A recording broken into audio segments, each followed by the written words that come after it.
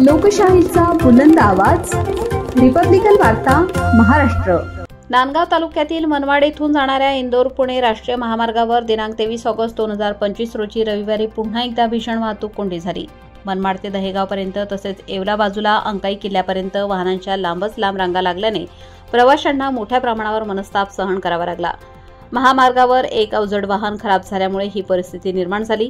या कोंडीमुळे मालेगाव, धुळे, येवला, कोपरगाव येथे कामानिमित्ताने अपडाऊन करणाऱ्या चाकरमान्यांना सक्तीची रजा घ्यावी लागली।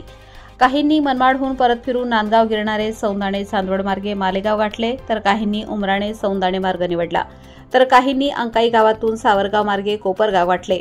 या सर्वांमुळे वेळ, पैसा आणि मानसिक ताण सहन करावा लागला।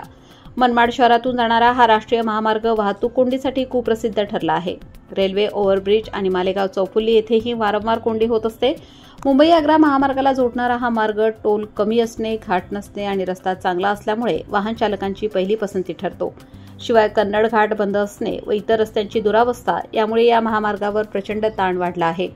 याबाबत स्थानिक पातळीवर मात्र प्रश्न उपस्थित केला जात आहे की मनमाडला वाहतुकीचे वेगळे नियम आहेत का? कारण राष्ट्रीय महामार्गावर अवजड वाहनांना विशिष्ट वेळा व मार्गावर बंदी असते, तर काही ठिकाणी एक्झॉस्ट वाहनांसह नेण्याचे नियम आहेत।